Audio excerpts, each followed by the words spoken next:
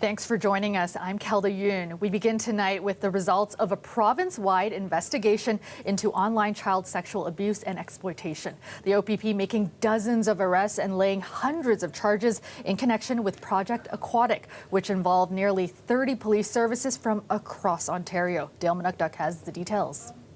To protect children. The results of Project Aquatic are staggering. In just 10 days, police across the province laid a total of 348 charges on 64 individuals relating to child exploitation. The success of this complex and multi-jurisdictional project is a direct result of the well-established partnerships and relentless commitment of our skilled investigators, analysts, and civilian staff.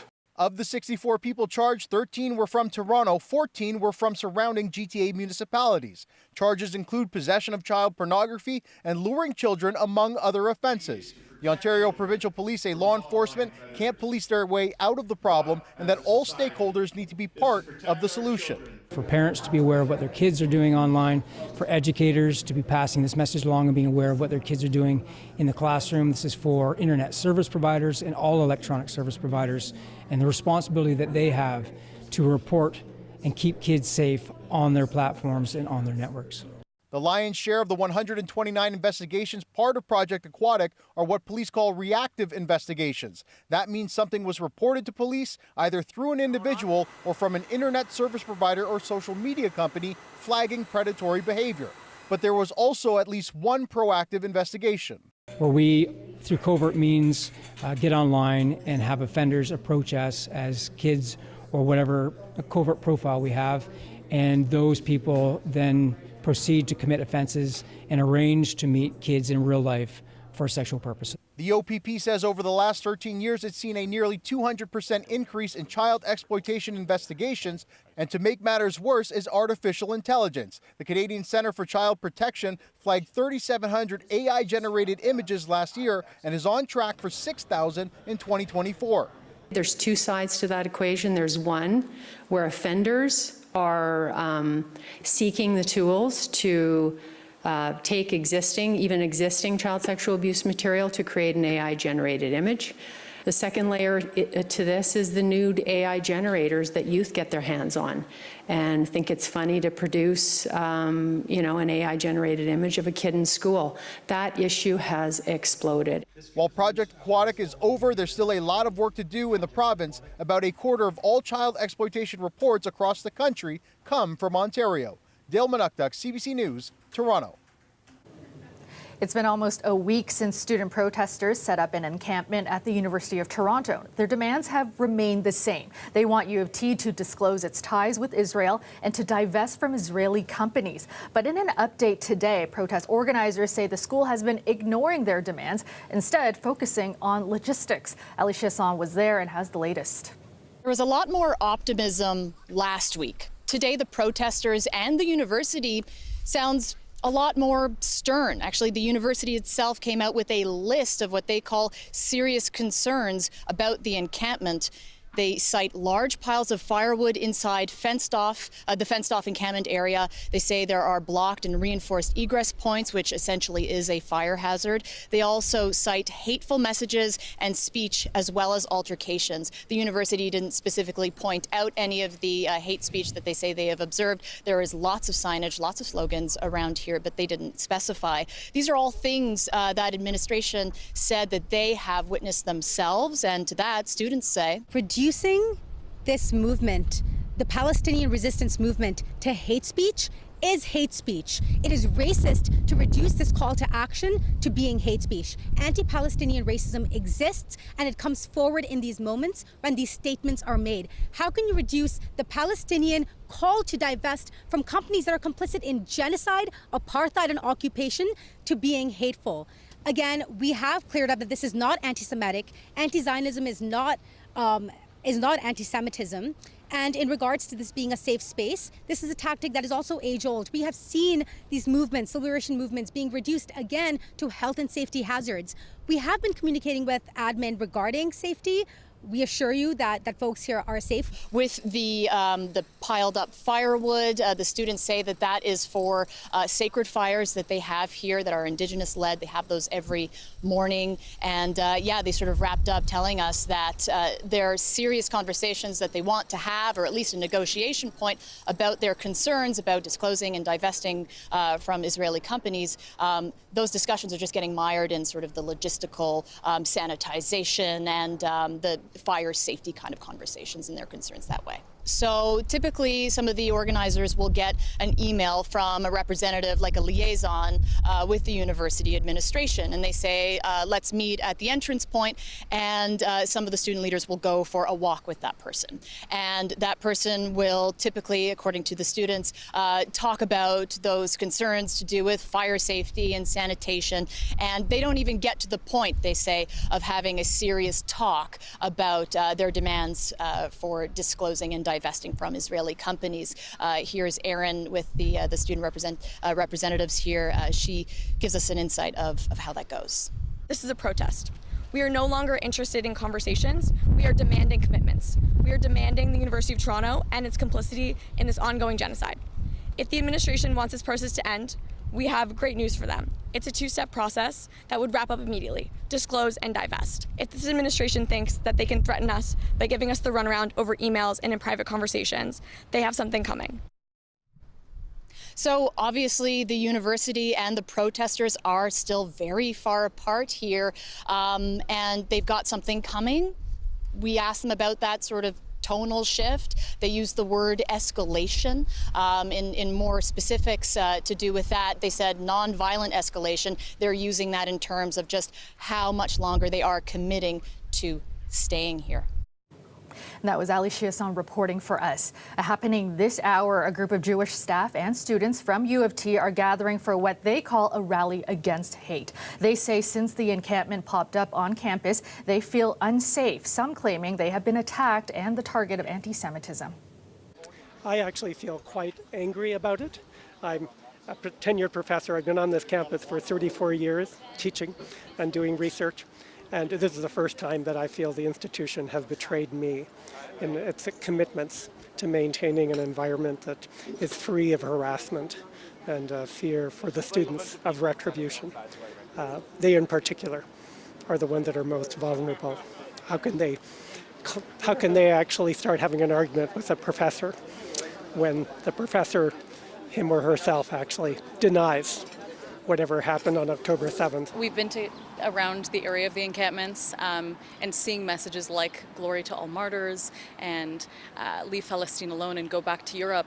You know, these are messages that promote violence, that glorify the October 7th attacks, and that promote anti-Semitism. And as Jewish students, this is distressing to see. We hope that the encampments are dismantled, and we hope to, once the atmosphere becomes safe and welcoming for Jewish students, we hope to open up conversations with our peers, with faculty members, about how to create sustained and meaningful change on campus. The keffiyeh ban once again an issue at Queen's Park today. I must name the member for Toronto St. Paul's. Jill Andrew, you must leave the chamber for the duration of the day. NDP MPP Jill Andrew was kicked out for wearing the cultural scarf common at pro-Palestinian rallies. The speaker loosened his ban on its use inside the legislature this week, allowing it to be worn everywhere except for inside the chamber. Andrew had both a keffiyeh and a Jewish prayer shawl with her. She says she's heard from a wide spectrum of people who want the ban lifted. And I am praying with my feet, and I am standing for culture. And in that legislature, in those chambers, when we have the privilege that only a handful of Ontarians do, we'd better stand for what's right. Andrews says she first learned of the keffiyeh ban about 2 months ago. She says the sergeant at arms had approached her and asked if her black and white scarf was a keffiyeh, which it wasn't.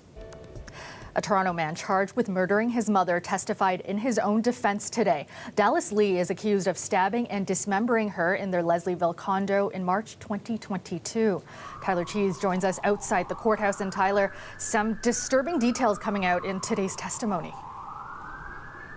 Yeah, Kelda. Lee took the stand to start his testimony late in the day today, and the defense went right into what happened on the night of March 27th, 2022. But Lee says it was never his intention to kill his mother that night. According to him, she came home from work and he started to tell her that he was planning to move out to live with his aunt. He says his mother was immediately furious and began screaming in Vietnamese. Lee translated to the court, saying his mother threatened to kill him and his aunt and told him he owed her $25,000 in rent. After that, he says he went to his bedroom to gather himself and grabbed a packed bag of clothes. That's when he says she yelled, "Come here right now, and if you don't, I'm going to beat you to death." A confrontation between Lee and his mother followed at the front door of their condo. He asked her to move away from the door, and she refused. He says she told him, "I hope I see you hungry and homeless on Yonge Street. When you go to your grave, I'm not going to come visit you. I hope you both die," referring to Lee and his aunt. He says that's when she began punching him in the jaw. He told the court, "I started seeing red, and before I knew it, I lost it. I started to swing at her." He swung at her with a hunting knife he had packed with some camping gear. That's when he says he connected with her neck and she fell to the ground. Lee says he was in disbelief and went to calm himself down. He then described the rest of the details from that night, putting her body in garbage bags, trying to clean the apartment, then leaving the condo with her body in a shopping buggy. He says he intended to go to Tommy Thompson Park, but hit a curb with the buggy along Eastern Avenue, causing it to fall over. That's when he says he realized what he was doing and ran back to the condo. He then outlined what happened in the following days, first heading to Pearson Airport, then to Niagara Falls to try to cross the border, but he was rejected. Before finishing for the day, the defense switched gears to focus on Lee's relationship with his mother. He says she was particularly focused on his grades and that when he underperformed, she would hit him with a back scratcher, shoehorns, or slippers. Lee says one of his earliest memories is when he was 6 years old. He failed an English test and his mother slapped his wrist and scolded him. He says things only escalated from there. A photo shown to the court of Lee's shirtless back showed red marks that he described as scars from the beatings. He says his mother would regularly call him a stupid kid and tell him he was wasting the opportunities he had here in Canada. Now, that's where the testimony ended for the day, but he is expected to start back up tomorrow morning. And after that, Kelda, a psychiatrist is expected to testify about his mental health. Thanks so much, Tyler. That's our Tyler Cheese reporting tonight. The first Black woman to reach the rank of superintendent in the Toronto Police Service also taking the stand in her own defense today. A disciplinary hearing is underway to determine Superintendent Stacy Clark's punishment after she admitted to misconduct in the Toronto Police internal promotions process. Lane Harrison has the latest. Superintendent Stacy Clark began her testimony at the police tribunal with an apology to the officers involved in her misconduct, the Toronto Police Service, and her community. She said she was dealing with frustrations at the time from working towards change that wasn't happening. Stress that one doctor said led to her lapse of judgment, something her supporters at the hearing say she shouldn't be harshly punished for. I think instead of demoting her, they should give her an award for all the work that she has done. The police prosecutor is arguing Clark should be demoted and forced to reapply for superintendent. In 2023, she pleaded guilty to interfering in the force's promotion process after she served on a 3-person panel interviewing officers looking to rise through the ranks and shared questions and answers with interviewees, something she argues was a desperate attempt to improve diversity in the force. She said a new promotion process was supposed to be introduced that would provide questions beforehand so candidates could study. But that never happened. These officers truly believed that it would be implemented. And as stated, somebody along the way decided that they weren't going to implement all of it. Also testifying today was Wendell Ajiti, a professor from McGill University who wrote a report examining the context around Clark's misconduct. He highlighted a passage from a 2022 review of the police done by Deloitte, which said the force is, quote, led predominantly by white males, and that this lack of diversity within leadership reinforces the status quo. As a scholar, as a historian, I come across examples of, again, very brave, very smart, very committed Canadians who exercise what I would say their moral consciousness, a moral compass of sorts. once they've knocked on all the levers, pulled all the levers, knocked on all the doors, when nothing changes, there's an element of exacerbation that occurs. And I think we have to understand that before we jump to conclusions. At times during her testimony today, Clark had to pause to wipe tears from her eyes. She said her home had to undergo a threat assessment after she received threatening emails. But despite everything that's happened, she told the hearing she still believes she can make a difference with Toronto police. The hearing resumes tomorrow. Lane Harrison, CBC News, Toronto. Welcome back. Toronto's PWHL team will play its first ever playoff game tonight when they open their first round series against Minnesota. Greg Ross joins us live from Coca-Cola Coliseum, where the two teams will be squaring off. And Greg, this is a historic night. Absolutely, Kelda. This is huge. I mean, the inaugural PWHL season was a big success, and now we only raise the stakes as Toronto gets set to open this best-of-5 playoff series against Minnesota. Now, both of these games, 1 and 2 of the series, will be played here at Coca-Cola Coliseum. These tickets just went on sale a couple of days ago, and I'm told they sold out within minutes. The Leafs are out of the playoffs. This is now the hottest ticket in town, and without a doubt, Toronto is the hottest team heading into these playoffs. A breakaway for Spooner. Here she comes, looking for 18. She gets it! PWHL Toronto was a force to be reckoned with this season, winning 15 of their final 17 games, which included an 11-game winning streak. And that appears to have the team feeling relaxed and confident. Jessie Comfer even having some fun at her coach's expense this morning. What are you most excited about tonight? Hopefully sit in Comfer. But forward, Caitlin Willoughby says, don't mistake confidence for complacency. We had a great regular season, but I think we know that playoffs is a whole new season in itself. It was a great season that qualified them as the top seed in the playoffs. PWHL rules allow the top seed to pick their first-round opponent. Toronto chose Minnesota, a team that just squeaked into the playoffs after losing their final 5 games of the regular season.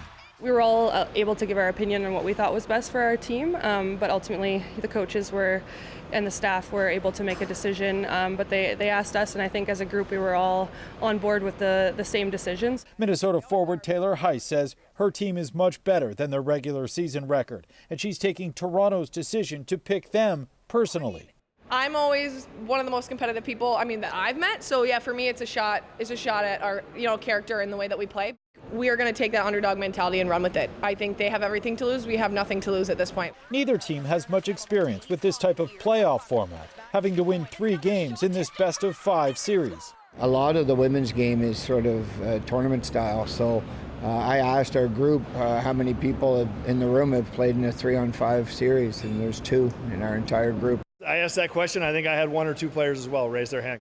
It's definitely something new for them where you're going to see that same sweater lining up against you, not only shift after shift, but even game after game, which that's where, the real rivalry goes, and you learn a healthy hatred.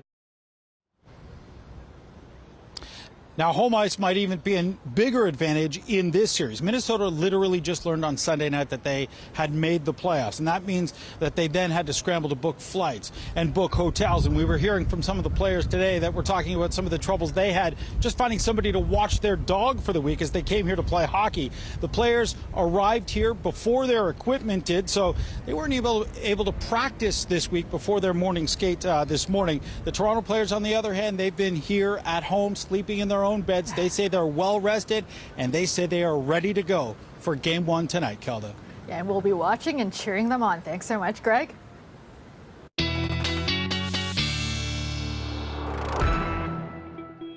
Well, Colette, the Leafs may be out, but Toronto hockey fans still have a team to cheer for. That's right. I'm ready to go. Are you? Me too. Let's do it. Yeah, let's do it as right. And, I do want to take you down to the graphics here and to the maps, because every day it seems like I'm standing here and the severe weather has been brewing. Stateside, we've been lucky. Now, we had a couple of not only watches but some warnings that made their way into Ontario yesterday evening and overnight. Generally, things were okay, but it's just been so active south of the border. Yes, it is May, but I stood here and I was showing you a few nights ago images from Barnsdall, Oklahoma. We now know that was an EF 4 tornado that did that destruction there. And yes, that is a very strong system. Some of those winds would have been up to 250 kilometers an hour. And now tonight, this is what's happening. Again, we're looking at it being hit through Missouri and Indiana and Illinois and into Tennessee. All of these lightning strikes, and over this area and beyond are tornado watches in play yet again. And last night, we were showing you that cluster of storms. I was showing you the tornado-warned storms in Michigan. We have images there of what has occurred. It can give you an idea of what's happening under these lightning strikes that we're looking at tonight. So this is some of the debris being blown around in Portage, Michigan. And at a FedEx facility here, there were at least 50 workers that were taking shelter inside this building, a relatively new building, only a few years old, completely devastated as these systems made their way through. 20 tornadoes, over about 5 states with that outbreak. And here we are tonight looking at almost, say, 8 to 10 states that have that risk of getting into tornadic activity. So here at home, closer to home, when we're just dealing with, we had that burst of rain showers that moved through, or some of these stronger winds, that's all we're really contending with, and a change in our temperatures. You can see where that cold front is sinking into the province. Still 25 degrees and winds are 21, Chatham-Kent, but our temperatures will be coming down, and our daytime highs, kind of similar to where we sit right now, is what we'll be looking at for the next few days. Still some of these wind gusts over 50 kilometers an hour, but much of this afternoon we had those wind gusts over 65 kilometers an hour. So taking you through the overnight into tomorrow morning, maybe a little bit of this lower cloud or a bit of patchy fog. That's at 7 a.m. We should get rid of that, get some sunshine, and then more cloud into the afternoon. But it looks like this next batch of rain from another, this is a new system, stays to the south of us. So an isolated shower not out of the question, but I think we'll primarily have a pretty decent day for tomorrow. Overnight tonight, those lows down to 8 to 9 degrees. For Thursday, 15. Friday, 15, a chance of showers, and yes, we've got a chance of showers into Saturday as well. So Mother's Day, I'm really hoping we dry on out. Let's hope so. Thanks so much, Colette. Yeah, you're welcome. In the Middle East, ceasefire talks are continuing as Israel pushes ahead with military operations in Rafah.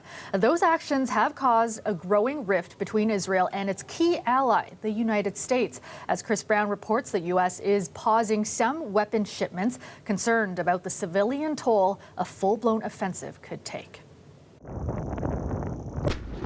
In the face of near unanimous global opposition to a ground offensive into Rafah, Israel's military pursued its attacks. Its officials say this is a calibrated, limited incursion aimed at exerting pressure on Hamas.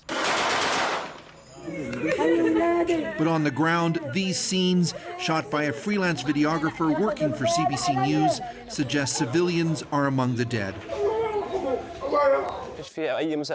In the whole area, there are only civilians. There are no militants, said Reda al-Najili, who witnessed the attack. For the first time, a senior U.S. official acknowledged publicly that the U.S. has withheld a shipment of ammunition to Israel to send a message not to go any further. Israel shouldn't launch a major attack into Rafah without accounting for and protecting the civilians that are in that battle space. Privately, Israeli officials are said to be furious over the U.S. move, but publicly, they've tried to downplay the significance of it. The partnership with U.S. Central Command is of an unprecedented operational scale, said Israeli Rear Admiral Daniel Hagari. All of this comes against the backdrop of ongoing negotiations with Hamas. Monday, the militant group said it accepted a ceasefire proposal, but Israel said Hamas changed the terms of the agreement. In Gaza, there's fear the talks will fail again. We spoke to Canadian Nika Alexander, who's in Rafah with the World Health Organization. As we drove through the streets yesterday and today, you could see people have piled up everything they own onto donkey carts, crammed into cars, many people together in a bus, just trying to get to some place that maybe will feel safer. But we do feel that nowhere is completely safe, so that's really stressful. While aid trucks, which had been unable to enter Gaza for several days, began moving again, Alexander says the flow of medical supplies and fuel for generators has reduced to a trickle, adding to a sense of impending doom. you just can't imagine how many people might die if there's a great escalation in the fighting in this area. Hamas is demanding a guarantee that the war will end if it frees the hostages. But Israel says it will only agree to a temporary pause because many members of its coalition government want the war against Hamas to continue. Chris Brown, CBC News, Jerusalem. The House of Commons Justice Committee is about to launch a study into anti-Semitism at Canadian universities. Reports of anti-Jewish rhetoric have spiked on campuses since Hamas's attack on Israel on October 7th. Some Jewish Canadian students and their supporters shared their experiences today at a news conference ahead of tomorrow's hearing. We are here today not just to sound the alarm, but to ignite a movement against all hate. Join us in this crucial battle for the soul of our educational institutions and this country. Jewish students deserve better. All students deserve better. We can and must do better together as a society to change this. Hillel is an international organization that serves Jewish students around the world. All of the students who spoke today will appear at the Justice Committee hearing tomorrow. The committee will also conduct studies covering anti-Semitism off campus, as well as Islamophobia both on and off campus. The National Emergency Alert System is carrying out a test across much of the country today. Alerts have been going out on smartphones, televisions, and radio as part of Emergency Preparedness Week. Now, Ontario is the only province not included. A test will be conducted here next week on May 15th. The system delivers warnings about critical events such as tornadoes, flooding, fires, and amber alerts. Two national women's organizations have published an open letter to Canada's major banks. They're demanding they take action to end abusive e-transfers. This comes months after CBC News reported on the abusive e-transfers received by an Ontario woman from her ex hours before she was killed. Katie Nicholson has more. Dear TD, Scotiabank. Rhiannon Wong reads from the open letter sent to the CEOs of Canada's major banks, demanding they crack down on abusive e-transfers. Angie Sweeney's murder underscores, like the ones Angie Sweeney's ex sent her hours before he killed her in October. Wong's organization is frustrated banks don't appear to be taking action. Silence is very telling. It's either the banks have decided that if they are quiet about the issue, that the issue will just go away, which I'm guessing probably isn't, and that is probably increasing, or they've decided that is perfectly acceptable. The letter wants Canadian banks to adopt the free AI software developed by an Australian bank that blocks abusive language, or swipe up from the app home screen to pull up the transaction feed. This program, introduced last year by a UK bank, which allows clients to block messages from abusers. Tap on the payment you've received with an unwanted reference. One common form we hear often is that abusive partners open up credit cards in the victim's name, even without their knowledge, and accumulate debt. The Canadian Centre for Women's Empowerment co-authored the letter. It just released a report outlining a dozen recommendations to banks to better protect survivors. Their products, their financial products and services are not only in a few cases, but systematically being exploited by abusive partners to control and abuse victims. In Australia, a parliamentary inquiry will examine the role of banks in ending financial abuse. Canada's Deputy Prime Minister was asked if its government might do something similar. This needs to be an effort that all sectors of society are focused on, including financial services. In response to the letter, the Canadian Bankers Association says its members are now reviewing technology that could be used to combat this type of financial abuse, and Interact says it's assembled a team to develop a reporting mechanism for messages that could be abusive. Katie Nicholson, CBC News, Toronto. The federal government is ordering public service workers back to the office for at least 3 days a week. The unions, which represent more than 250,000 federal workers, are fighting back, saying the decree violates a commitment made by Ottawa. Kate McKenna has more. The head of one of Canada's largest public sector unions coming out with fighting words. The Liberal government's move to force federal workers back into ill-equipped and poorly maintained offices 3 days a week is purely political and puts the services Canadians depend on at risk. The Public Service Alliance of Canada has filed complaints. Other unions are planning to file more over the government's move to force public servants back to the office 3 days a week, starting on September 9th. Unions say they were blindsided. Last year, during one of the largest strikes in Canadian history, we fought and won a commitment from this government that would protect public service workers from arbitrary government-wide decisions on telework just like this one. But the Treasury Board says hybrid work isn't a bargaining chip and wasn't part of signed agreements. The most important thing is to continue to deliver services for Canadians and to protect taxpayer dollars, and at the same time to recognize that we do have the best public service in the world. On the streets, opinion is split. It's hard to say. I don't think that people are any less productive working from home. I don't really think our tax dollars should be paying for office space that's unnecessary. People have to remember that you used to work full time, right? 5 days a week, or some people 7. So I think a compromise for 3 days shouldn't be a big issue depending on what you need to do. I do think it's important to have time in the office. There's a lot to be said for the interaction with people. But the unions say they're not backing down, promising a summer of discontent unless the government relents. Kate McKenna, CBC News, Ottawa. As we head to break, here's a look at where the markets closed today. The TSX fell 31 points, the Dow climbed 172 points, and the dollar traded down at 72.81 cents US. We'll be right back with another look at our top stories. Prince Harry is in the UK today to mark the 10th anniversary of the Invictus Games. It's a multi-sport event for wounded servicemen and women that he helped found.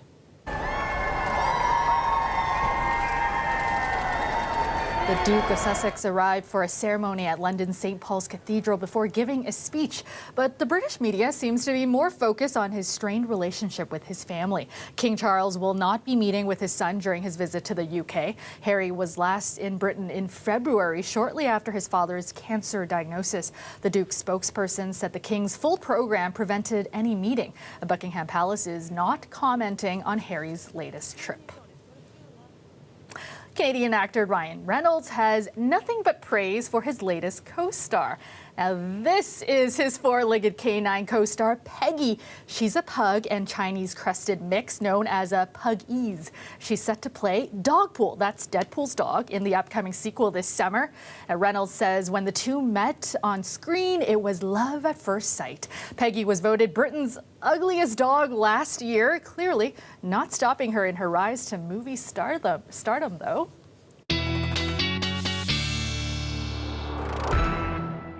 Okay, Colette, what's your verdict? Ugly, cute, Well, cute, I was cute? gonna say a face only a mother could love, but a mother and all dog lovers. I mean, come on. Exactly. Even an ugly dog is a cute dog. Yeah, you knew that dog would grow into that tongue someday, and there's its purpose, to be able to lick Ryan Reynolds on the cheek. There you have it. All right, let's show you what I have for you here with our graphics and the temperature. So still mild, mid-20s in Windsor, but that colder air, that cold front sinking southward, dropping our temperatures, and a deeper look around the region of what we have right now. St. Catharines at 18, but Vaughan 12 degrees at the moment. The winds not as strong as they were earlier, where we were seeing some of those gusts exceeding 65 kilometers an hour, but it's still breezy out there. We'll see them continue to drop off as we go a little later into these evening hours, and then tomorrow, 10, 15 kilometers an hour, not very strong. As for the rain from earlier, I know there wasn't much of it, but if you were caught out in it, you certainly noticed it. That's moving through eastern Ontario and carrying on there. And we'll get into mostly clear skies once we get through the overnight hours. There it is. But tomorrow, a bit of lower cloud, maybe just hovering right around the city, essentially. And as we go a little further east or north or to the west, you'll be in full sun, and we'll get into that sunshine too, even for the metro area. So then into the afternoon, the next system is approaching, bringing some rain showers into southwestern Ontario after the lunch hour.